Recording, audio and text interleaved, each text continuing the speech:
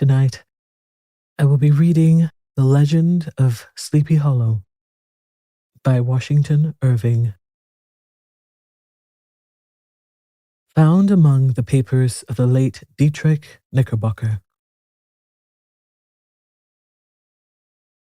In the bosom of one of those spacious coves which indent the eastern shore of the Hudson, at that broad expansion of the river denominated by the ancient Dutch navigators the Tappan Zee, and where they always prudently shortened sail and implored the protection of St. Nicholas when they crossed, there lies a small market town or rural port, which by some is called Greensburg, but which is more generally and properly known by the name of Tarrytown. This name was given, we are told, in former days, by the good housewives of the adjacent country, from the inveterate propensity of their husbands to linger about the village tavern on market days. Be that as it may, I do not vouch for the fact, but merely advert to it for the sake of being precise and authentic. Not far from this village, perhaps about 2 miles, there is a little valley, or rather lap of land among high hills, which is one of the quietest places in the whole world. A small brook glides through it with just murmur enough to lull one to repose, and the occasional whistle of a quail or tapping of a woodpecker is almost the only sound that ever breaks in upon the uniform tranquillity. I recollect that, when a stripling, my first exploit in squirrel shooting was in a grove of tall walnut trees that shades one side of the valley. I had wandered into it at noontime, when all nature is peculiarly quiet, and was startled by the roar of my own gun, as it broke the Sabbath stillness around and was prolonged and reverberated by the angry echoes. If ever I should wish for a retreat, whither I might steal from the world and its distractions, and dream quietly away the remnant of a troubled life, I know of none more promising than this little valley. From the listless repose of the place and the peculiar character of its inhabitants, who are descendants from the original Dutch settlers, this sequestered glen has long been known by the name of Sleepy Hollow, and its rustic lads are called the Sleepy Hollow Boys throughout all the neighbouring country. A drowsy, dreamy influence seems to hang over the land and to pervade the very atmosphere. Some say that the place was bewitched by a high German doctor during the early days of the settlement, others that an old Indian chief, the prophet or wizard of his tribe, held his powwows there before the country was discovered by Master Hendrik Hudson. Curious as it is, the place still continues under the sway of some witching power that holds a spell over the minds of the good people, causing them to walk in a continual reverie. They are given to all kinds of marvelous beliefs, are subject to trances and visions, and frequently see strange sights and hear music and voices in the air. The whole neighbour abounds with local tales, haunted spots, and twilight superstitions. Stars shoot and meteors glare oftener across the valley than in any other part of the country, and the nightmare, with her whole ninefold, seems to make it the favourite scene of her gambols.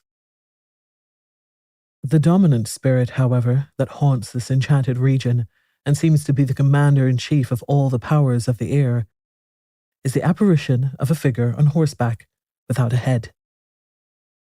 It is said by some to be the ghost of a Hessian trooper, whose head had been carried away by a cannonball in some nameless battle during the Revolutionary War, and who is ever and anon seen by the country folk hurrying along in the gloom of night, as if on the wings of the wind. His haunts are not confined to the valley, but extend at times to the adjacent roads, and especially to the vicinity of a church at no great distance.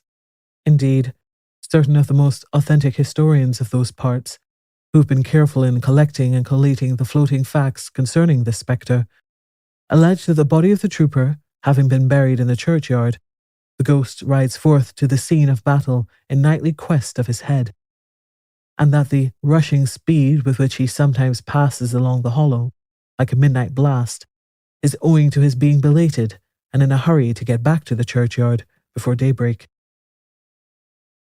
Such is the general purport of this legendary superstition, which has furnished materials for many a wild story in that region of shadows, and the spectre is known at all the country firesides by the name of the Headless Horseman of Sleepy Hollow. It is remarkable that the visionary propensity I've mentioned is not confined to the native inhabitants of the valley, but is unconsciously imbibed by everyone who resides there for a time.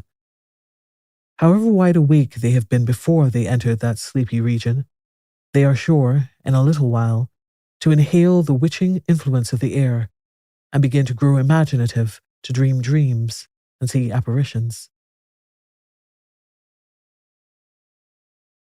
I mention this peaceful spot with all possible laud, for it is in such little retired Dutch valleys, found here and there embosomed in the great state of New York, that population, manners, and customs remain fixed, while the great torrent of migration and improvement, which is making such incessant changes in other parts of this restless country, sweeps by them unobserved.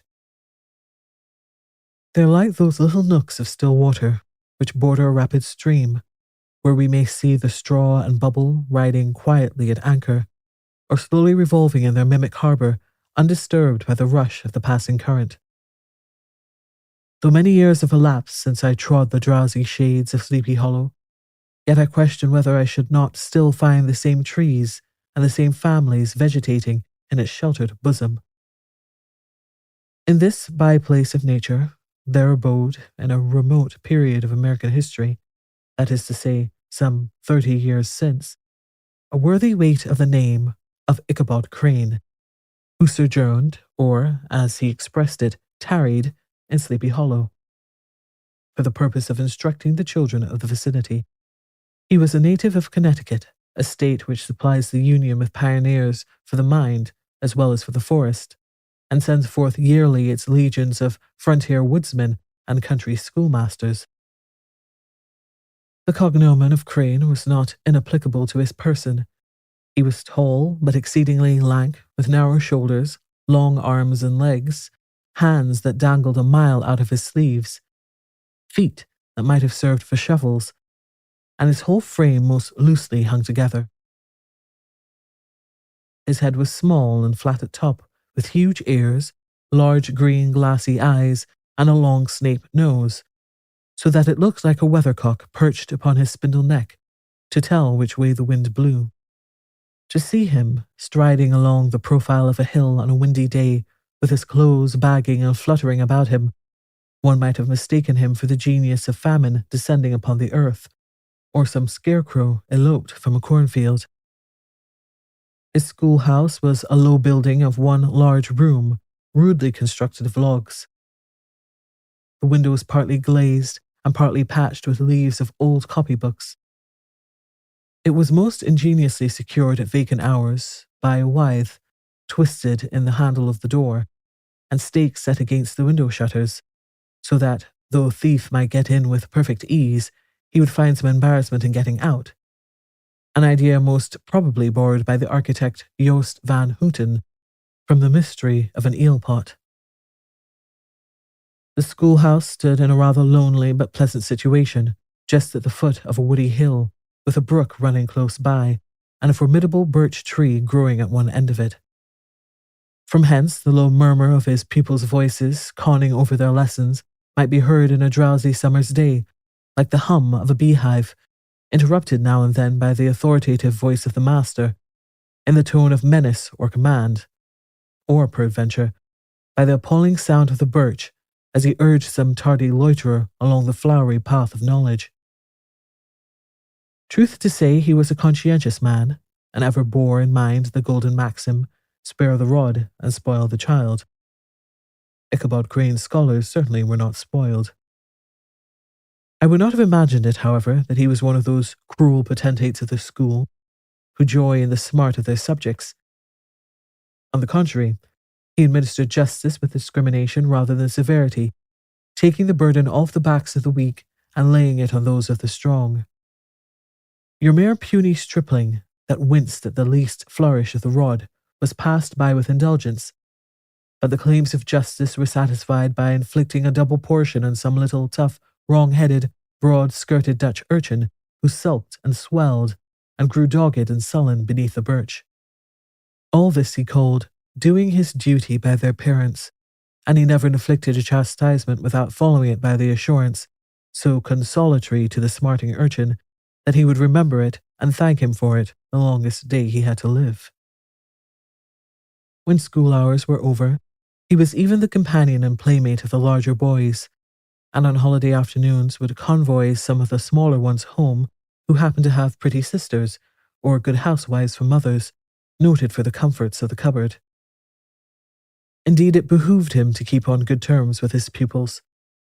The revenue arising from his school was small, and would have been scarcely sufficient to furnish him with daily bread, for he was a huge feeder, and though lank, had the dilating powers of an anaconda. But to help out his maintenance, he was, according to country custom in those parts, boarded and lodged at the houses of the farmers whose children he instructed. With these he lived successively a week at a time, thus going the rounds of the neighbourhood with all his worldly effects tied up in a cotton handkerchief.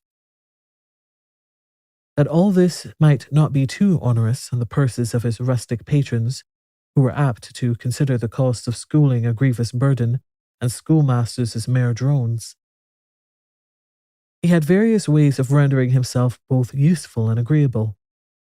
He assisted the farmers occasionally in the lighter labours of their farms, helped make hay, mended the fences, took the horses to water, drove the cows from pasture, and cut wood for the winter fire. He laid aside, too, all the dominant dignity and absolute sway with which he lorded it in his little empire of the school, and became wonderfully gentle and ingratiating.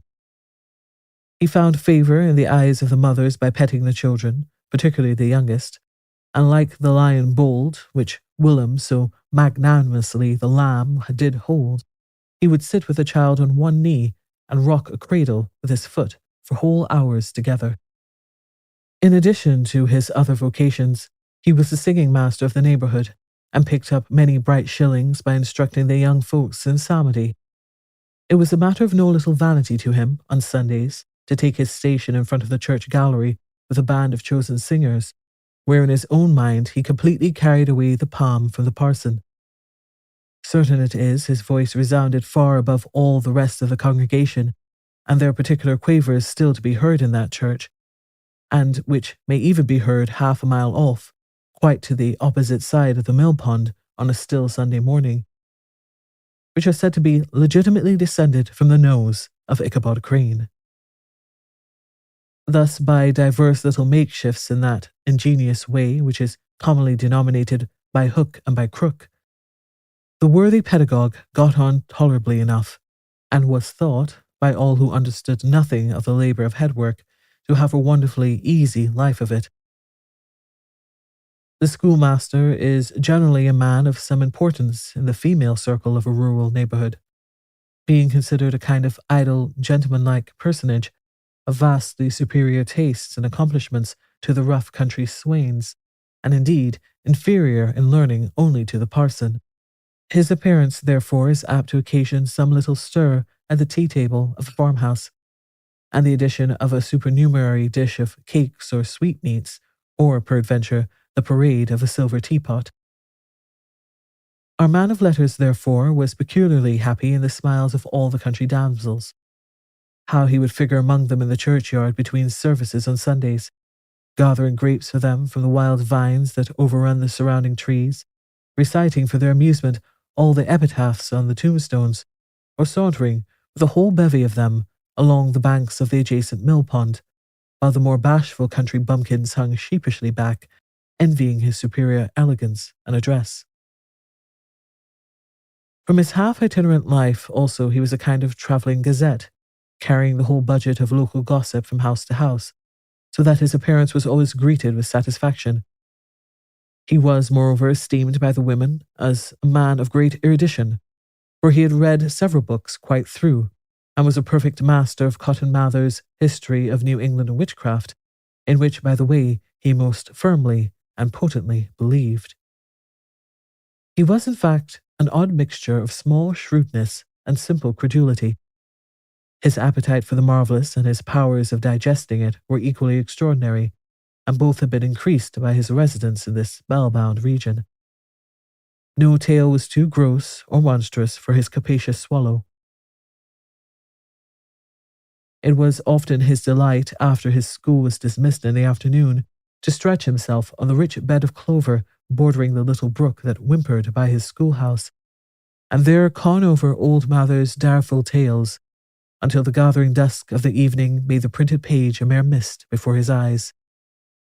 Then, as he wended his way by swamp and stream and awful woodland to the farmhouse where he happened to be quartered, every sound of nature at that witching hour fluttered his excited imagination.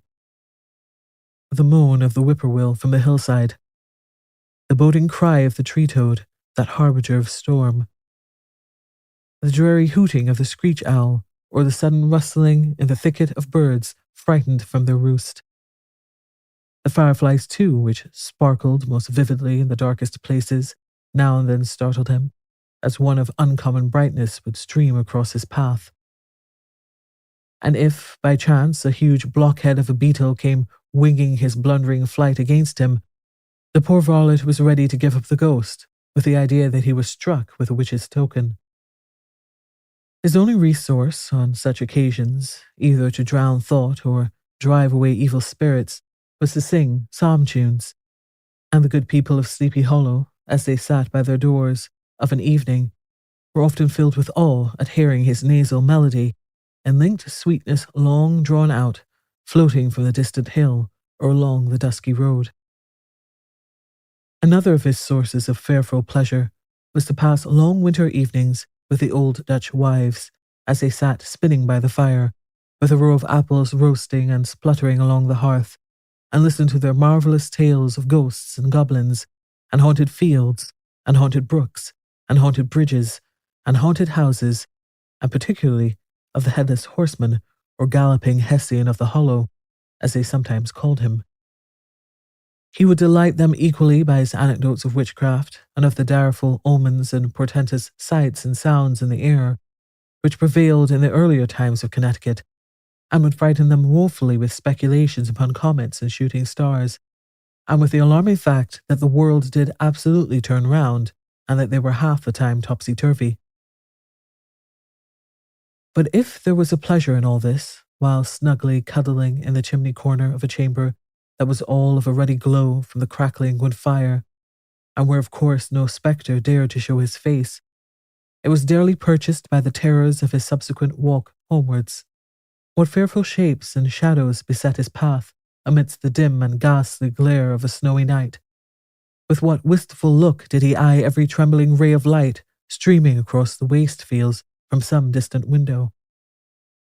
How often was he appalled by some shrub covered with snow, which, like a sheeted spectre, beset his very path? How often did he shrink with curdling awe at the sound of his own steps and the frosty crust beneath his feet, and dread to look over his shoulder, lest he should behold some uncouth being tramping close behind him? And how often was he thrown into complete dismay by some rushing blast howling among the trees, in the idea that it was a galloping Hessian on one of his nightly scourings. All these, however, were mere terrors of the night, phantoms of the mind that walk in darkness, and though he had seen many spectres in his time, and had been more than once beset by Satan in diverse shapes, in his lonely perambulations, yet daylight put an end to all these evils, and he would have passed a pleasant life of it, in despite of the devil and all his works, if his path had not been crossed by a being that causes more perplexity to mortal man than ghosts, goblins, and the whole race of witches put together. And that was a woman. Among the musical disciples who assembled, one evening in each week, to receive his instructions in psalmody, was Katrina Van Tassel, the daughter and only child of a substantial Dutch farmer. She was a blooming lass of fresh 18, plump as a partridge, ripe and melting and rosy-cheeked as one of her father's peaches, and universally famed, not merely for her beauty, but her vast expectations. She was withal a little of a coquette, as might be perceived even in her dress, which was a mixture of ancient and modern fashions, as most suited to set off her charms. She wore the ornaments of pure yellow gold, which her great-great-grandmother had brought over from Sardam, the tempting stomacher of the olden time, and withal a provokingly short petticoat to display the prettiest foot and ankle in the country round. Ichabod Crane had a soft and foolish heart towards the sex, and it is not to be wondered at that so tempting a morsel soon found favour in his eyes, more especially after he had visited her in her paternal mansion. Old Baltus Van Tassel was a perfect picture of a thriving, contented, liberal-hearted farmer. He seldom, it is true, sent either his eyes or his thoughts beyond the boundaries of his own farm, but within those everything was snug, happy, and well-conditioned. He was satisfied with his wealth, but not proud of it, and piqued himself upon the hearty abundance rather than the style in which he lived. His stronghold was situated on the banks of the Hudson, in one of those green, sheltered, fertile nooks in which the Dutch farmers are so fond of nestling. A great elm tree spread its broad branches over it, at the foot of which bubbled up a spring of the softest and sweetest water in a little well formed of a barrel, and then stole, sparkling away through the grass, to a neighbouring brook that bubbled along among alders and dwarf willows. Hard by the farmhouse was a vast barn that might have served for a church, every window and crevice of which seemed bursting forth with the treasures of the farm. The flail was busily resounding within it from morning to night.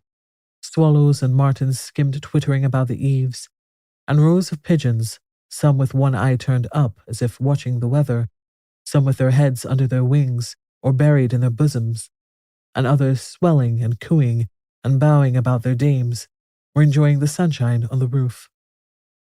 Sleek, unwieldy porkers were grunting in the repose and abundance of their pens, from whence sallied forth now and then troops of suckling pigs as if to snuff the air.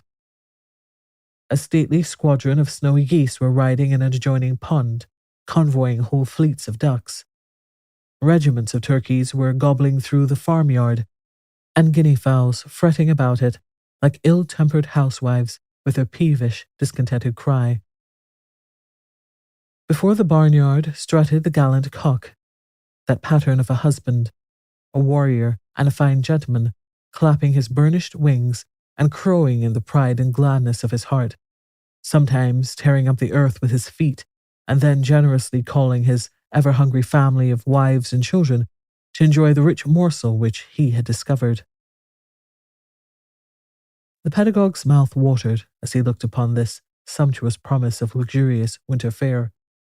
In his devouring mind's eye he pictured to himself every roasting pig running about with a pudding in his belly and an apple in his mouth. The pigeons were snugly put to bed in a comfortable pie and tucked in with a coverlet of crust. The geese were swimming in their own gravy, and the ducks pairing cosily in dishes like snug married couples with a decent competency of onion sauce. In the porkers he saw carved out the future sleek side of bacon and juicy relishing ham. Not a turkey, but he beheld daintily trussed up with its gizzard under its wing, and peradventure a necklace of savoury sausages. And even bright Chanticleer himself lay sprawling on his back in a side dish with uplifted claws, as if craving that quarter which his chivalrous spirit disdained to ask while living. As the enraptured Ichabod fancied all this, and as he rolled his great green eyes over the fat meadowlands, the rich fields of wheat, of rye, of buckwheat and Indian corn, and the orchards burthened with ruddy fruit which surrounded the warm tenement of Van Tassel, his heart yearned after the damsel who was to inherit these domains, and his imagination expanded with the idea how they might be readily turned into cash, and the money invested in immense tracts of wild land and shingle palaces in the wilderness. Nay, his busy fancy already realized his hopes, and presented to him the blooming Katrina, with a whole family of children, mounted on the top of a wagon loaded with household trumpery, with pots and kettles dangling beneath, and he beheld himself bestriding a pacing mare with a colt at her heels, setting out for Kentucky, Tennessee, or the Lord knows where. When he entered the house, the conquest of his heart was complete. It was one of those spacious farmhouses with high-ridged but lowly sloping roofs, built in the style handed down from the first Dutch settlers. the low projecting eaves forming a piazza along the front, capable of being closed up in bad weather. Under this were hung flails, harness, various utensils of husbandry, and nets for fishing in the neighbouring river. Benches were built along the sides for summer use, and a great spinning wheel at one end and a churn at the other showed the various uses to which this important porch might be devoted. From this piazza, the wandering Ichabod entered the hall, which formed the centre of the mansion and the place of usual residence. Here rows of resplendent pewter, ranged on a long dresser, dazzled his eyes. In one corner stood a huge bag of wool, ready to be spun. In another, a quantity of linsey-woolsey just from the loom. Ears of Indian corn and strings of dried apples and peaches hung in festoons along the walls, mingled with the gourd of red peppers, and a door left ajar gave him a peep into the best parlour, where the claw-footed chairs and dark mahogany tables shone like mirrors, and irons, with their accompanying shovel and tongs, glistened from their covert of asparagus tops. Mock oranges and conch shells decorated the mantelpiece, strings of various coloured birds' eggs were suspended above it, and a great ostrich egg was hung from the centre of the room, and a corner cupboard, knowingly left open, displayed immense treasures of old silver and well-mended china. From the moment Ichabod laid his eyes upon these regions of delight, the peace of his mind was at an end, and his only study was how to gain the affections of the peerless daughter of Van Tassel. In this enterprise, however, he had more real difficulties than generally fell to the lot of a knight-errant of yore, who seldom had anything but giants, enchanters, fiery dragons, and such like easily conquered adversaries to contend with, and had to make his way merely through gates of iron and brass and walls of adamant to the castle keep, where the lady of his heart was confined, all which he achieved as easily as a man would carve his way to the centre of a Christmas pie, and then the woman gave him her hand as a matter of course. Ichabod, on the contrary, had to win his way to the heart of a country coquette, beset with a labyrinth of whims and caprices, which were forever presenting new difficulties and impediments, and he had to encounter a host of fearful adversaries of real flesh and blood, the numerous rustic admirers who beset every portal to her heart, keeping a watchful and angry eye upon each other, but ready to fly out in the common cause against any new competitor. Among these, the most formidable was a burly, roaring, roistering blade of the name of Abraham, or, according to the Dutch abbreviation, Brom van Brunt, the hero of the country round, which rang with his feats of strength and hardihood. He was broad-shouldered and double-jointed, with short, curly black hair, and a bluff but not unpleasant countenance, having a mingled air of fun and arrogance. From his Herculean frame and great powers of limb, he had received the nickname of Brum Bones, by which he was universally known. He was famed for great knowledge and skill in horsemanship, being as dexterous on horseback as a Tartar. He was foremost of all races and cockfights, and, with the ascendancy which bodily strength requires in rustic life, was the umpire in all disputes, setting his hat on one side and giving his decisions with an air and tone that admitted of no gainsay or appeal. He was always ready for either a fight or a frolic, but had more mischief than ill will in his composition, and with all his overbearing roughness, there was a strong dash of waggish good humour at bottom. He had 3 or 4 boon companions who regarded him as their model, and at the head of whom he scoured the country, attending every scene of feud or merriment for miles around.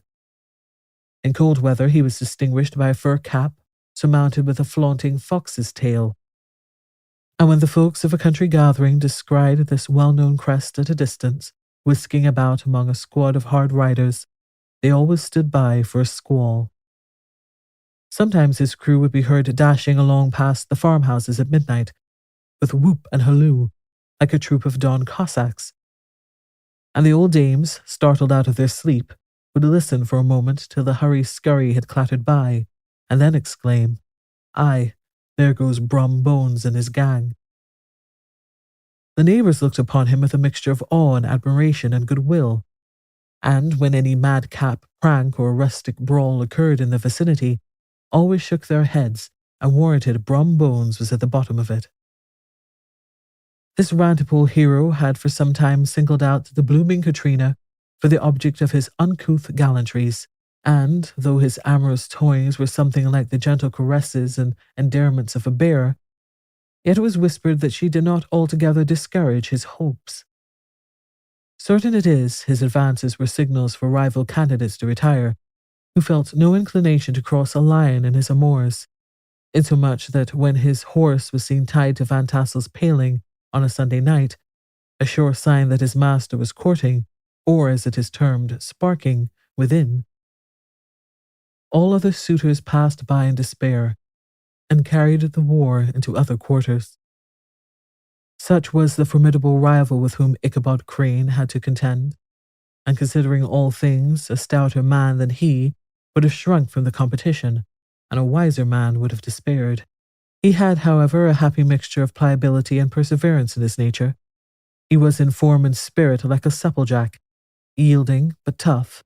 Though he bent, he never broke, and though he bowed beneath the slightest pressure, yet the moment it was away, jerk, he was as erect and carried his head as high as ever.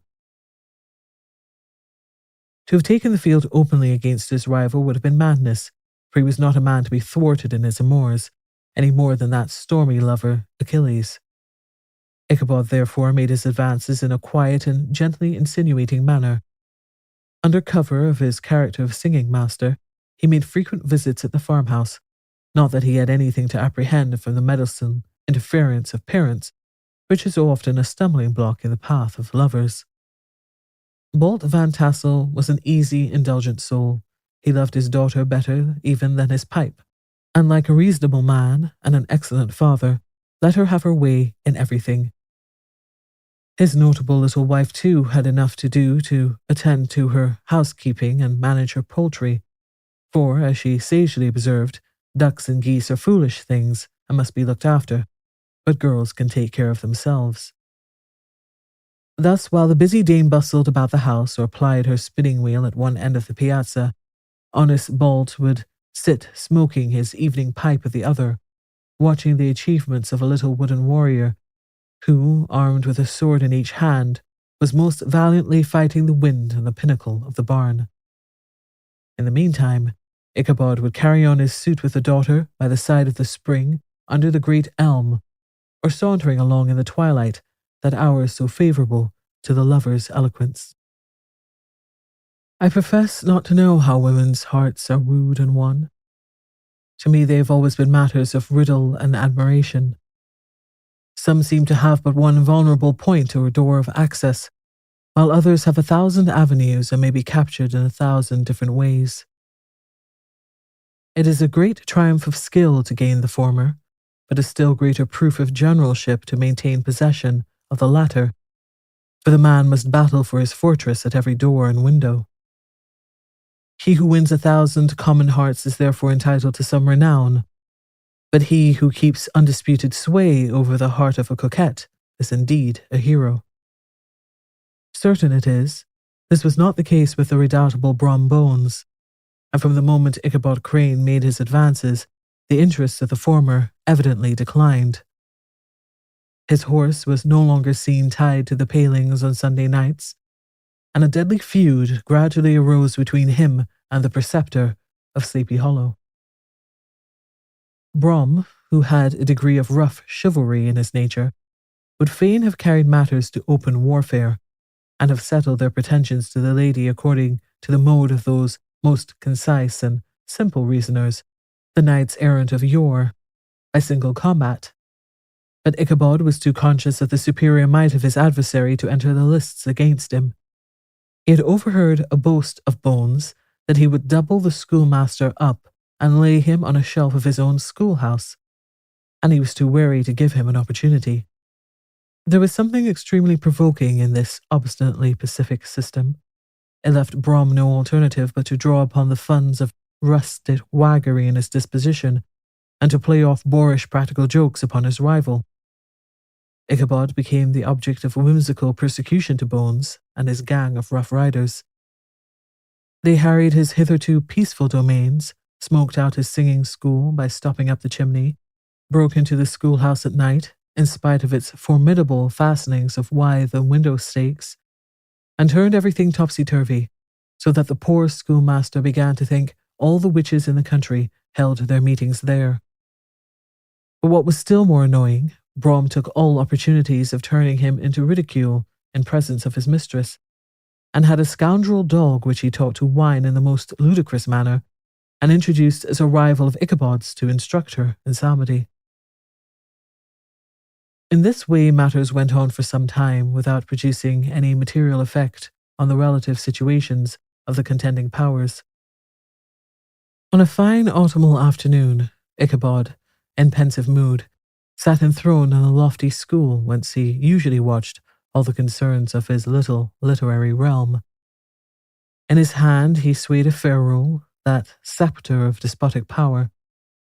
The birch of justice reposed on 3 nails behind the throne, a constant terror to evildoers, while on the desk before him might be seen sundry contraband articles and prohibited weapons detected upon the persons of idle urchins, such as half-munched apples, popguns, whirligigs, fly-cages, and whole legions of rampant little paper games. Apparently there had been some appalling act of justice recently inflicted, for his scholars were all busily intent upon their books, or slyly whispering behind him, with one eye kept upon the master, and a kind of buzzing stillness reigned throughout the schoolroom.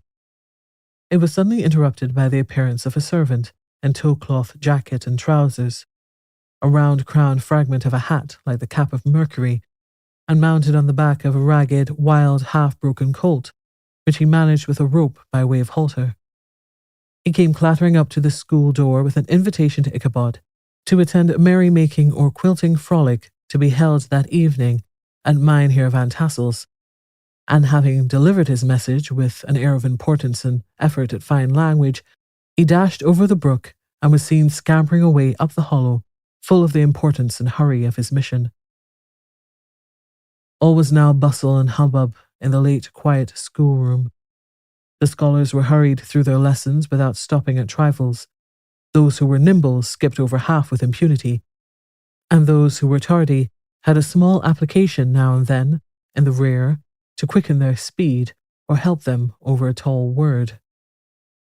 Books were flung aside without being put away on the shelves, inkstands were overturned, benches thrown down, and the whole school was turned loose an hour before the usual time, bursting forth like a legion of young imps, yelping and racketing about the green in joy at their early emancipation.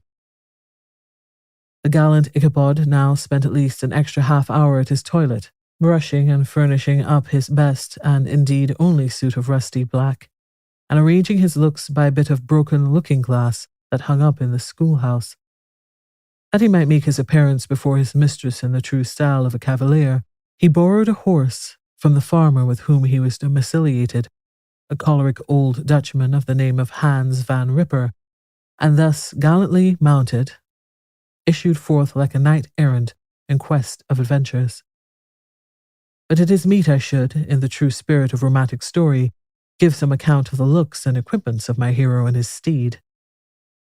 The animal he bestrode was a broken-down plough-house that had outlived almost everything but its viciousness. He was gaunt and shagged, with a ewe neck and a head like a hammer. His rusty mane and tail were tangled and knotted with burrs. One eye had lost its pupil and was glaring and spectral, but the other had the gleam of a genuine devil in it. Still, he must have had fire and metal in his day, if we may judge from the name he bore of Gunpowder. He had in fact been a favourite steed of his master's, the choleric Van Ripper, who was a furious rider and had infused, very probably, some of his own spirit into the animal. For, old and broken down as he looked, there was more of the lurking devil in him than in any young filly in the country. Ichabod was a suitable figure for such a steed. He rode with short stirrups which brought his knees nearly up to the pommel of the saddle. His sharp elbows stuck out like grasshoppers. He carried his whip perpendicularly in his hand like a sceptre, and, as his horse jogged on, The motion of his arms was not unlike the flapping of a pair of wings. A small wool hat rested on the top of his nose, for so his scanty strip of forehead might be called, and the skirts of his black coat fluttered out almost to the horse's tail. Such was the appearance of Ichabod and his steed as they shambled out of the gate of Hans Van Ripper, and it was altogether such an apparition as is seldom to be met in broad daylight. It was, as I have said, a fine autumnal day. The sky was clear and serene, and nature wore that rich and golden livery which we always associate with the idea of abundance. The forests had put on their sober brown and yellow, while some of the trees of the tenderer kind had been nipped by the frosts into brilliant dyes of orange, purple, and scarlet. Streaming flies of wild ducks began to make their appearance high in the air. The bark of the squirrel might be heard from the groves of beech and hickory nuts, and the pensive whistle of the quail at intervals from the neighbouring stubble field. The small birds were taking their farewell banquets. In the fullness of their revelry they fluttered, chirping and frolicking from bush to bush and tree to tree, capricious from the very profusion and variety among them. There was the honest cock-robin, the favourite game of stripling sportsmen with its loud, querulous note, and the twittering blackbirds flying in sable clouds, and the golden-winged woodpecker with his crimson crest, his broad black gorget, and splendid plumage, and the cedar bird with its red-tipped wings and yellow-tipped tail, and its little Montero cap of feathers, and the blue jay, that noisy coxcomb, in his light blue coat and white underclothes, screaming and chattering, nodding and bobbing and bowing, and pretending to be on good terms with every songster of the grove. As Ichabod jogged slowly on his way, his eye, ever open to every symptom of culinary abundance, raged with the delight over the treasures of jolly autumn. On all sides he beheld vast store of apples, some hanging in oppressive opulence on the trees, some gathered into baskets and barrels for the market, others heaped up in rich piles for the cider press. Further on he beheld great fields of Indian corn with its golden ears peeping from their leafy coverts, and holding out the promise of cakes and hasty pudding, and the yellow pumpkins lying beneath them, turning up their fair round bellies to the sun, and giving ample prospects of the most luxurious of pies. And anon he passed the fragrant buckwheat fields, breathing the odour of the beehive. And as he beheld them, soft anticipation stole over his mind of dainty slapjacks, well buttered, and furnished with honey or treacle by the delicate little dimpled hand of Katrina Van Tassel. Thus feeding his mind with many sweet thoughts and sugared suppositions, he journeyed along the sides of a range of hills which look out upon some of the goodliest scenes of the mighty Hudson. The sun gradually wheeled his broad disk down into the west. The wide bosom of the Tappan Zee lay motionless and glassy, excepting that here and there a gentle undulation waved and prolonged the blue shadow of the distant mountain. A few amber clouds floated in the sky without a breath of air to move them. The horizon was of a fine golden tint, changing gradually into pure apple green, and from that into the deep blue of the mid-heaven. A slanting ray lingered on the woody crests of the precipices that overhung some parts of the river, giving greater depth to the dark grey and purple of their rocky sides. A sloop was loitering in the distance, dropping slowly down with the tide, her sail hanging uselessly amongst the mast, and as the reflection of the sky gleamed along the still water, it seemed as if the vessel was suspended in the air. It was toward evening that Ichabod arrived at the castle of Herr Van Tassel, which he found thronged with the pride and flower of the adjacent country. Old farmers, a spare, leathern-faced race, in homespun coats and breeches, blue stockings, huge shoes, and magnificent pewter buckles, their brisk, withered little dames in close, cramped caps, long-waisted short gowns, homespun petticoats, with scissors and pincushions, and calico pockets hanging on the outside. Buxom lasses, almost as antiquated as their mothers, excepting where a straw hat, a fine ribbon, or perhaps a white frock, gave symptoms of city innovation. The sons, in short, square-skirted coats, with rows of stupendous brass buttons, and their hair generally queued in the fashion of the times, especially if they could procure an eel skin for the purpose, it being esteemed throughout the country as a potent nourisher and strengthener of the hair. Brom Bones, however, was the hero of the scene, having come to the gathering on his favourite steed, Daredevil, a creature like himself, full of mettle and mischief, and which no one but himself could manage. He was, in fact, noted for preferring vicious animals, given to all kinds of tricks, which kept the rider in constant risk of his neck, for he held a tractable, well-broken horse as unworthy of a lad of spirit. Fain would I pause to dwell upon the world of charms that burst upon the enraptured gaze of my hero as he entered the state parlour of Van Tassel's mansion, not those of the bevy of buxom lasses with their luxurious display of red and white, but the ample charms of a genuine Dutch country table in the sumptuous time of autumn. Such heaped-up platters of cakes of various and almost indescribable kinds, known only to experienced Dutch housewives. There was the doughty donut, the tenderer olykoek, the crispy and crumbling cooler, sweet cakes and shortcakes, ginger cakes and honey cakes, and the whole family of cakes. And then there were apple pies and peach pies and pumpkin pies, besides slices of ham and smoked beef, and moreover delectable dishes of preserved plums and peaches and pears and quinces, not to mention broiled shad and roasted chickens, together with bowls of milk and cream, all mingled higgledy-piggledy, pretty much as I've enumerated them, with the motherly teapot sending up its clouds of vapour from the midst. Heaven bless the mark. I want breath and time to discuss this banquet as it deserves, and I am too eager to get on with my story.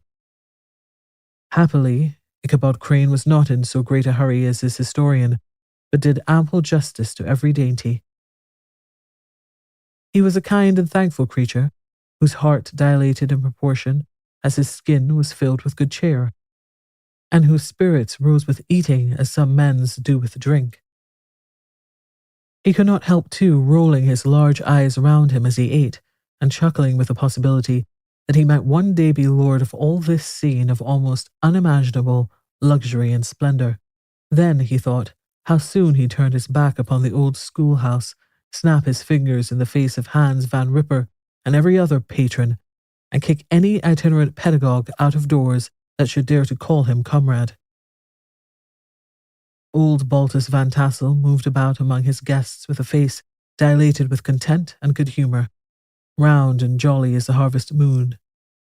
His hospitable attentions were brief but expressive, being confined to a shake of the hand, a slap on the shoulder, a loud laugh, and a pressing invitation to fall to and help themselves.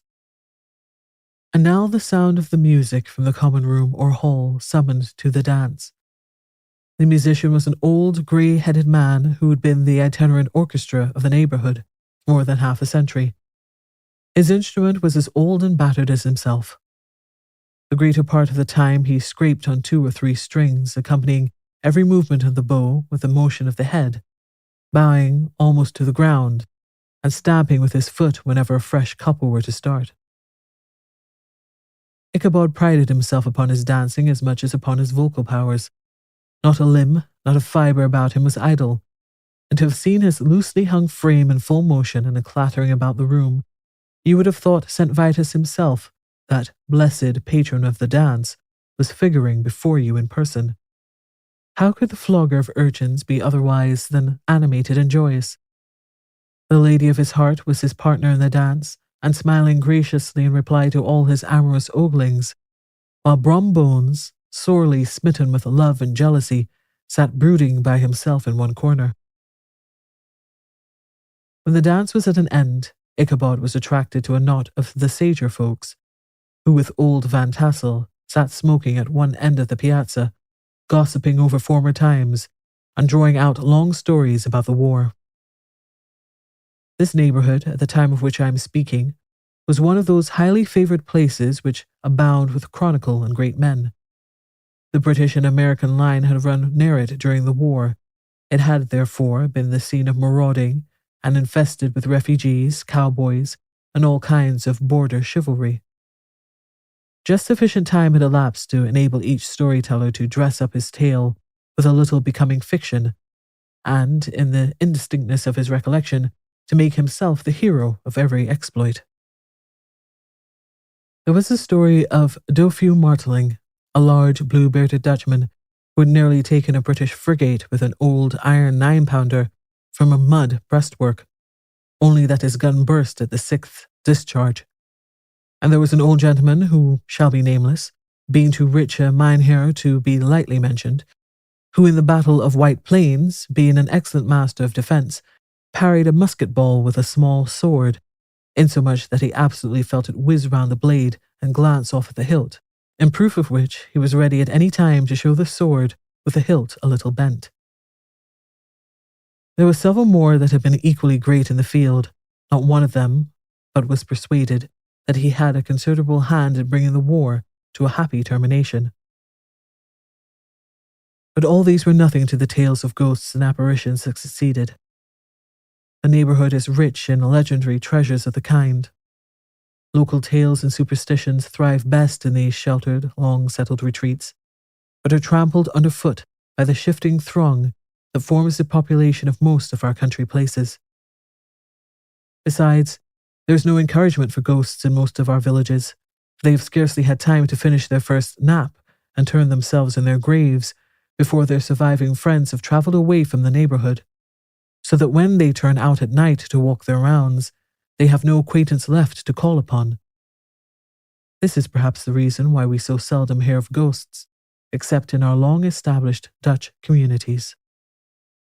The immediate cause, however, of the prevalence of supernatural stories in these parts was doubtless owing to the vicinity of Sleepy Hollow. There was a contagion in the very air that blew from that haunted region.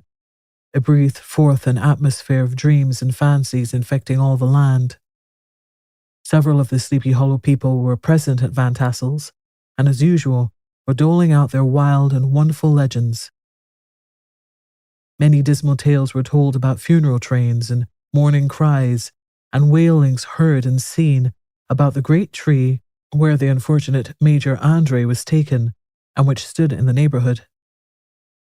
Some mention was made, also, of the woman in white that haunted the dark glen at Raven Rock, and was often heard to shriek on winter nights before a storm, having perished there in the snow. The chief part of the stories, however, turned upon the favourite spectre of Sleepy Hollow, the Headless Horseman, who had been heard several times of late patrolling the country, and it was said, tethered his horse nightly among the graves in the churchyard. The sequestered situation of this church seems always to have made it a favourite haunt of troubled spirits. It stands on a knoll surrounded by locust trees and lofty elms, from among which its decent, whitewashed walls shine modestly forth, like Christian purity beaming through the shades of retirement. A gentle slope descends from it to a silver sheet of water, bordered by high trees, between which peeps may be caught at the blue hills of the Hudson. To look upon its grass-grown yard where the sunbeams seem to sleep so quietly, one would think that there at least the dead might rest in peace. On one side of the church extends a wide woody dell, along which raves a large brook among broken rocks and trunks of fallen trees. Over a deep black part of the stream, not far from the church, was formerly thrown a wooden bridge. The road that led to it and the bridge itself were thickly shaded by overhanging trees, which cast a gloom about it even in the daytime, but occasioned a fearful darkness at night. This was one of the favourite haunts of the Headless Horseman, and the place where he was most frequently encountered. The tale was told of old Brower, a most heretical disbeliever in ghosts, how he met the horseman returning from his foray into Sleepy Hollow, and was obliged to get up behind him, how they galloped over bush and brake, over hill and swamp, until they reached the bridge, when the horseman suddenly turned into a skeleton, threw old Brower into the brook, and sprang away over the treetops with a clap of thunder. This story was immediately matched by a thrice marvellous adventure of Brom Bones, who made light of the galloping Hessian as an errant jockey. He affirmed that, on returning one night from the neighbouring village of Sing Sing, he had been overtaken by this midnight trooper, that he had offered to race with him for a bowl of punch, and should have won it too, for Daredevil beat the goblin horse All Hollow. But just as they came to the church bridge, the Hessian bolted and vanished in a flash of fire. All these tales told in that drowsy undertone with which men talk in the dark, the countenances of the listeners only now and then receiving a casual gleam from the glare of a pipe, sank deep in the mind of Ichabod. He repaid them in kind with the large extracts from his invaluable author Cotton Mather, and added many marvellous events that had taken place in his native state of Connecticut, and fearful sights which he had seen in his nightly walks about Sleepy Hollow. The revel now gradually broke up. The old farmers gathered together their families in their wagons, and were heard for some time rattling along the hollow roads and over the distant hills. Some of the damsels mounted on pillions behind their favourite swains, and their light-hearted laughter, mingling with the clatter of hooves, echoed along the silent woodlands, sounding fainter and fainter, until they gradually died away, and the late scene of noise and frolic was all silent and deserted. Ichabod only lingered behind, according to the custom of country lovers, to have a tete-a-tete with the heiress, fully convinced that he was now on the high road to success. What passed at this interview I will not pretend to say, for in fact I do not know. Something, however, I fear me, must have gone wrong, for he certainly sallied forth, after no very great interval, with an air quite desolate and chapfallen. Oh, these women, these women! Could that girl have been playing off any of her coquettish tricks? Was her encouragement of the poor pedagogue all a mere sham to secure her conquest of his rival? Heaven only knows, not I. Let it suffice to say Ichabod stole forth with the air of one who had been sacking a hen roost, rather than a fair lady's heart. Without looking to the right or left to notice the scene of rural wealth on which he had so often gloated, he went straight to the stable, and with several hearty cuffs and kicks, roused his steed most uncourteously from the comfortable quarters in which he was soundly sleeping, dreaming of mountains of corn and oats, and whole valleys of timothy and clover. It was the very witching time of night that Ichabod, heavy-hearted and crestfallen, pursued his travel homewards, along the sides of the lofty hills which rise above Tarrytown, and which he had traversed so charily in the afternoon. The hour was as dismal as himself. Far below him, the Tappan Zee spread its dusky and indistinct waste of waters, with here and there the tall mast of a sloop riding quietly at anchor under the land. In the dead hush of midnight, he could even hear the barking of the watchdog from the opposite shore of the Hudson, but it was so vague and faint as only to give an idea of his distance from this faithful companion of man. Now and then, too, the long-drawn crowing of a cock, accidentally awakened, would sound far, far off from some farmhouse away among the hills, but it was like a dreaming sound in his ear. No signs of life occurred near him, but occasionally the melancholy chirp of a cricket, or perhaps the guttural twang of a bullfrog from a neighbouring marsh, as if sleeping uncomfortably and turning suddenly in his bed. All the stories of ghosts and goblins that he had heard in the afternoon now came crowding upon his recollection. The night grew darker and darker. The stars seemed to sink deeper in the sky, and driving clouds occasionally hid them from his sight. He had never felt so lonely and dismal. He was, moreover, approaching the very place where many of the scenes of the ghost stories had been laid. In the centre of the road stood an enormous tulip tree which towered like a giant above all the other trees of the neighbourhood and formed a kind of landmark. Its limbs were gnarled and fantastic, large enough to form trunks for ordinary trees, twisting down almost to the earth and rising again into the air. It was connected with the tragical story of the unfortunate Andre, who had been taken prisoner hard by, and was universally known by the name of Major Andre's tree. The common people regarded it with a mixture of respect and superstition, partly out of sympathy for the fate of its ill-starred namesake, and partly from the tales of strange sights and doleful lamentations told concerning it. As Ichabod approached this fearful tree, he began to whistle. He thought his whistle was answered. It was but a blast sweeping sharply through the dry branches.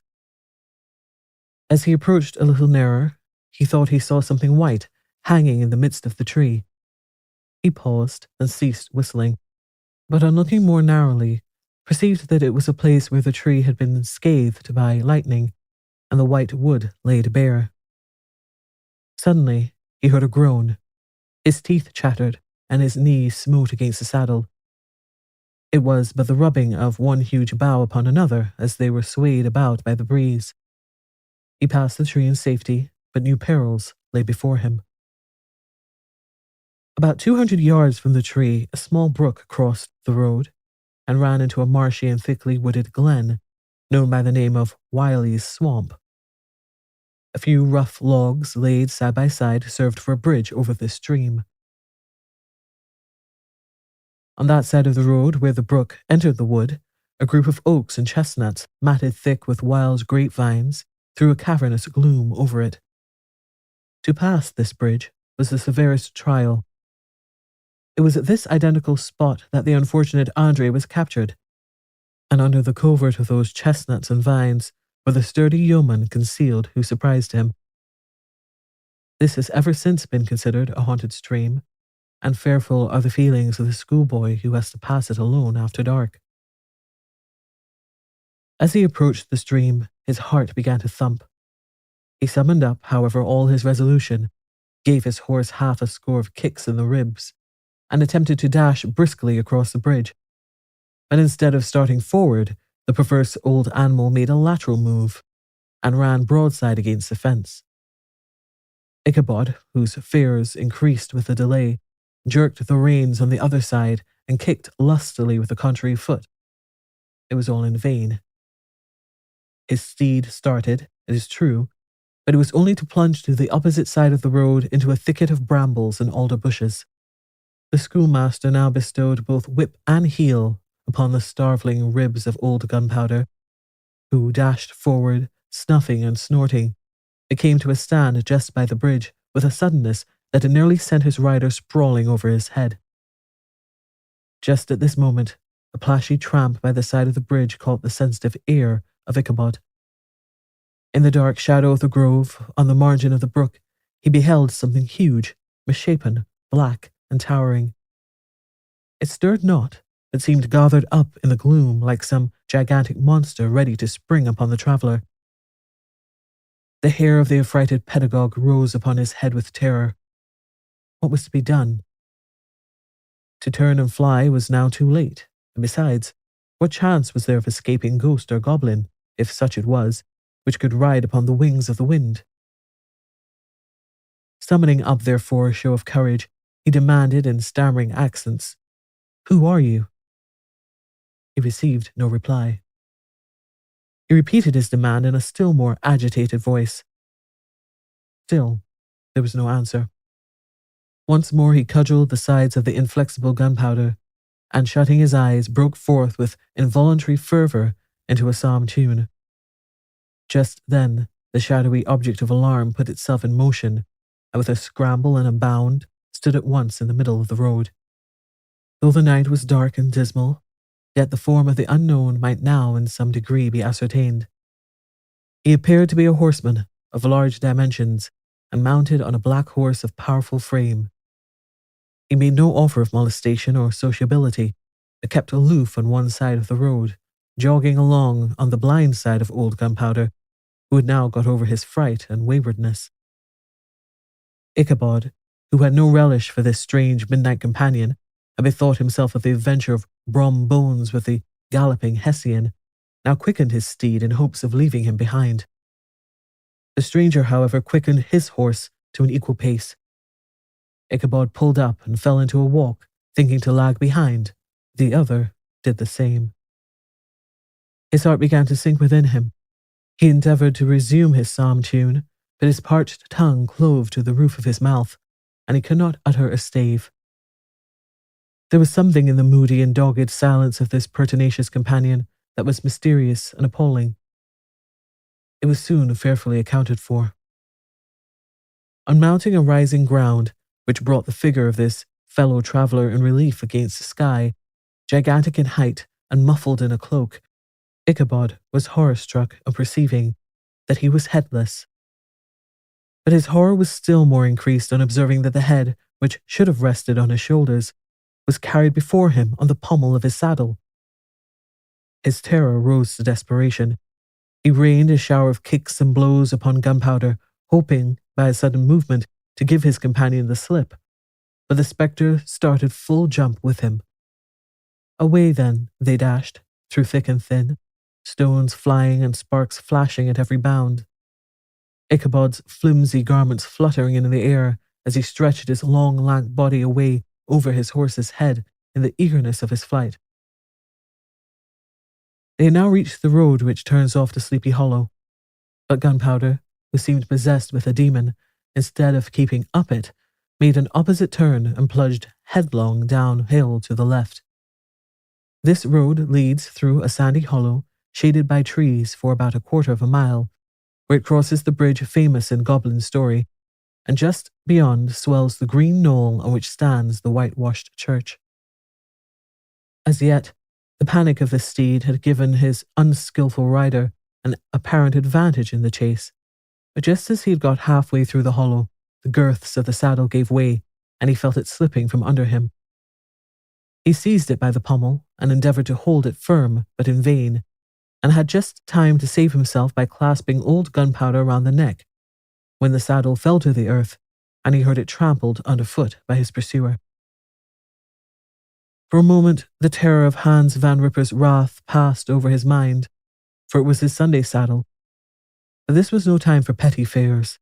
The goblin was hard on his haunches, and, unskilful rider that he was, he had much ado to maintain his seat, sometimes slipping on one side, sometimes on another, and sometimes jolted on the high ridge of his horse's backbone with a violence that he verily feared would cleave him asunder. An opening in the trees now cheered him with the hopes that the church bridge was at hand. The wavering reflection of a silver star in the bosom of the brook told him that he was not mistaken. He saw the walls of the church dimly glaring under the trees beyond. He recollected the place where Brombone's ghostly competitor had disappeared. If I can but reach that bridge, thought Ichabod, I'm safe. Just then he heard the black steed panting and blowing close behind him. He even fancied that he felt his hot breath. Another convulsive kick in the ribs, and old Gunpowder sprang upon the bridge. He thundered over the resounding planks. He gained the opposite side. And now Ichabod cast a look behind to see if his pursuer would vanish, according to rule, in a flash of fire and brimstone. Just then, he saw the goblin rising in his stirrups, and in the very act of hurling his head at him. Ichabod endeavoured to dodge the horrible missile, but too late. It encountered his cranium with a tremendous crash. He was tumbled headlong into the dust, and Gunpowder, the black steed, and the goblin rider passed by like a whirlwind. The next morning the old horse was found without his saddle, and with the bridle under his feet, soberly cropping the grass at his master's gate. Ichabod did not make his appearance at breakfast. Dinner hour came, but no Ichabod. The boys assembled at the schoolhouse and strolled idly about the banks of the brook, but no schoolmaster. Hans Van Ripper now began to feel some uneasiness about the fate of poor Ichabod and his saddle. An inquiry was set on foot, and after diligent investigation, they came upon his traces. In one part of the road leading to the church was found the saddle, trampled in the dirt. The tracks of horses' hoofs deeply dented in the road, and evidently at furious speed, were traced to the bridge, beyond which, on the bank of a broad part of the brook, where the water ran deep and black, was found the hat of the unfortunate Ichabod, and close beside it, a shattered pumpkin. The brook was searched, but the body of the schoolmaster was not to be discovered. Hans Van Ripper, as executive of his estate, examined the bundle which contained all his worldly effects. It consisted of 2 shirts and a half, 2 stocks for the neck, a pair or 2 of worsted stockings, an old pair of corduroy small clothes, a rusty razor, a book of psalm tunes, full of dog ears, and a broken pitch pipe. As to the books and furniture of the schoolhouse, they belonged to the community. excepting Cotton Mather's History of Witchcraft, a New England Almanac, and a book of dreams and fortune-telling, in which last was a sheet of foolscap much scribbled and blotted in several fruitless attempts to make a copy of verses in honour of the heiress of Van Tassel. These magic books and the poetic scrawl were forthwith consigned to the flames by Hans van Ripper, who from that time forward determined to send his children to school no more, observing that he never knew any good come of this same reading and writing. Whatever money the schoolmaster possessed, and he had received his quarter's pay but a day or two before, he must have had on his person at the time of his disappearance. The mysterious event caused much speculation at the church on the following Sunday. Knots of gazers and gossips were collected in the churchyard, at the bridge, and at the spot where the hat and pumpkin had been found. The stories of Brewer, of Bones, and a whole budget of others were called to mind, and when they had diligently considered them all and compared them with the symptoms of the present case, they shook their heads and came to the conclusion that Ichabod had been carried off by the galloping Hessian. As he was a bachelor and in nobody's debt, nobody troubled his head any more about him. The school was removed to a different quarter of the hollow, and another pedagogue reigned in his stead.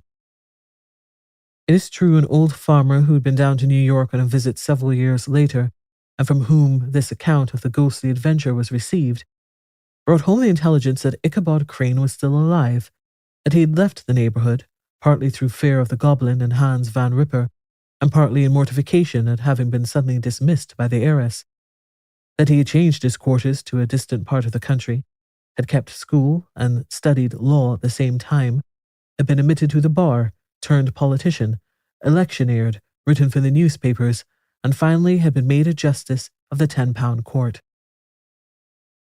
Brom Bones, too, who, shortly after his rival's disappearance, conducted the blooming Katrina in triumph to the altar, was observed to look exceedingly knowing whenever the story of Ichabod was related, and always burst into a hearty laugh at the mention of the pumpkin, which led some to suspect that he knew more about the matter than he chose to tell.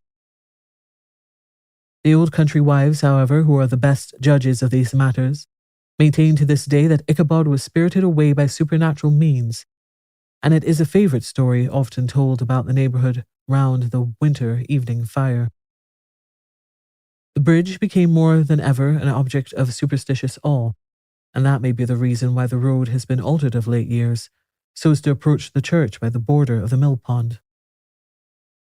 The schoolhouse, being deserted, soon fell to decay, and was reported to be haunted by the ghost of the unfortunate pedagogue, and the ploughboy, loitering homeward of a still summer evening, has often fancied his voice at a distance, chanting a melancholy psalm tune among the tranquil solitudes of Sleepy Hollow.